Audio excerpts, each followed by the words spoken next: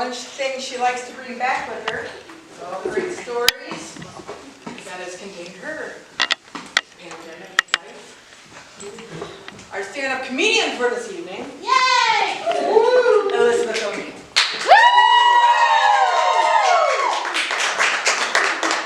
Open the door in Chicago! All right, I am Elizabeth O'Neill.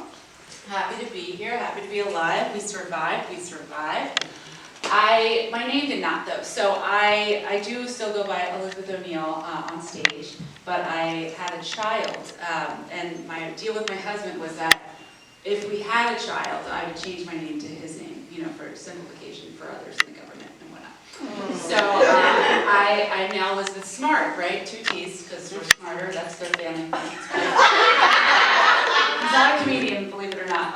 But yeah, so he was, you know, really, really excited about that. And I presented to his family, originally why I wasn't going to do it is because of the other Elizabeth Smart, right? If anyone knows who she is. She's a kidnapping victim. Okay. So the funny thing is, it's on my driver's license, right? My passport, whatever, Elizabeth Smart. And I get, mostly at the TSA or whenever they look at my credit card or something, and they're like, "You're not." Every single time, okay? It's been a few years now, and I'm still not used to it. I'm like, what? Oh no, that's the mayor. And then I was like, you know what? I'm just gonna let them have a little fun. I'm gonna have a little fun now. So now I say, it was a dark time. I'd rather you not bring it up. Nice. So yeah, thank you. So yeah, it's been an interesting transitional time for us. We moved, we left the city, right? Now people like Jill last week brought me up by saying that I moved to the suburbs, and I was like, ooh, really? That word? Okay, that is what it is. I know. But I prefer the term small lakeside town. It's just more romantic, you know. It's like if anybody watched Murder, She Wrote, you know, no one was like, that cute little town in Maine, this suburb. Like, no, it's like, oh, Cottage Cove or whatever the hell it's called, you know. There's just like, there's a romanticism to it, right?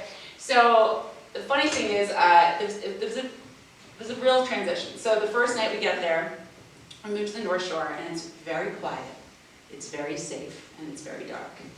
Very unlike living in Chicago, right? So, and I've always lived in a city. I've never not. So it was the first night, and you know, night falls, eating dinner, laying on the couch, whatever, in our basement, and I just feel something, and I was like, Jason, get in here! There's something staring at me in the yard. I think it's a mountain lion or a coyote or an ocelot or something. And he comes downstairs, and I'm like, do you see it? How did it get in the yard? He's like, that's the reflection of the dog in the window. I was like, wow, this is like watching Julia Stiles move to Chicago and Save the Last Dance, but in reverse. You know, it's just no more hip hop for me, just ballet. So yeah, I have a 2.5-year-old now. So before, when I was pregnant, it's probably the last time you guys saw me, or was in the Beast Woman show, that I was talking about having a biracial child. My husband's a non-white. You can maybe see him in the audience. Anyway, he's the only man here.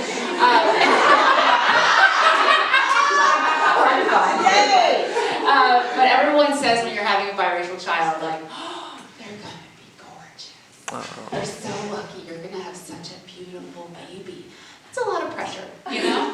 And I'm just like, does it matter? Is that something we're talking about? So I have the child, right, and it comes out, and you know, I'm a comedian, I'm an actress, like, I love myself, you know, that's a leading, is there a man here? I'm sorry, I didn't mean to leave you out. So anyway, I heard that deep call. So I was very excited to have this little mini-me, you know, and when they handed me that child out of my gory wound, you know, in the hospital room, they were like, here she is, and I was like, this is my father-in-law. It's like an alien version, like a little baby alien version of my father-in-law, right? So I was like, well, I mean, she's gorgeous. He's a handsome man, you know. But it was alarming, right? So you know, she's grown up. She's adorable. You know, she's well dressed. She's got a great personality, great smile, but she does not really, you know, look like me. So it's, you know, it's fine. It's fine. And she's like, darker skin than I am, but she's like a little Carmelita, right? So I take her around in the North Shore, right, which mostly just white people live there. So when people always say like, oh, she's great, do you adopt her? I'm like, I'm not gonna answer that one. So anyway, but I get mostly like, oh, your daughter, she's gorgeous. She looks nothing like you. Or the reverse would be, which I also get, is she looks nothing like you. Wow, she's gorgeous. I'm like, feels the same. Either way they say it. So I'm like, it's like if your child got into Stanford, and they would say like, good for you, that's amazing, your kid got into Stanford, not because of your genes. Right? Or like they come to your house for Thanksgiving and they would say, this food is delicious, where'd you order out from? Yeah. Anyway, it's funny. But yeah, so it's really funny. It's like an adjustment period where you're just like, do I really care about this or do I not care about this? But yeah, I also have gotten really into the show 2020 again. Maybe it was because it was 2020, I don't know.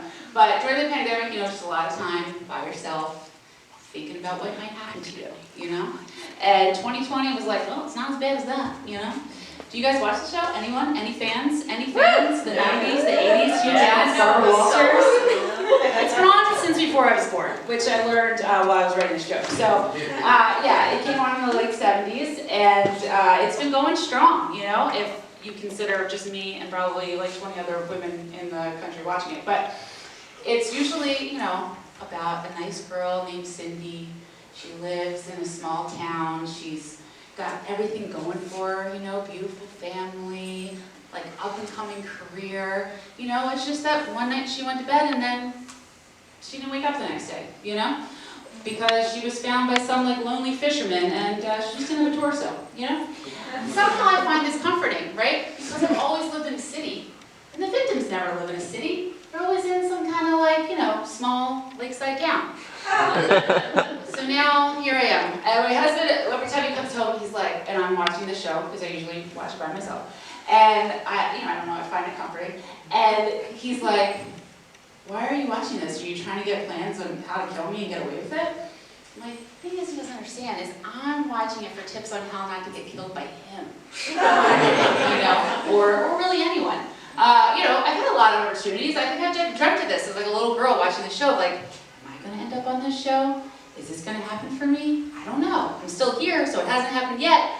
But I think I'm getting closer. So I auditioned for this community theater production in my little town. And right away, they're competitive. Anybody here ever done community theater, small theater? Right? Okay, I get it.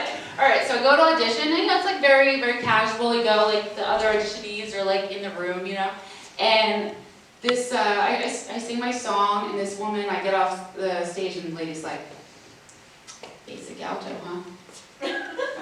Which means like, oh, you can't sing, huh? So, if for people who don't know. So I'm like, okay, this woman doesn't like me, that's fine. And then like we go to the acting audition and we leave and she just like, it's like roll A, roll B.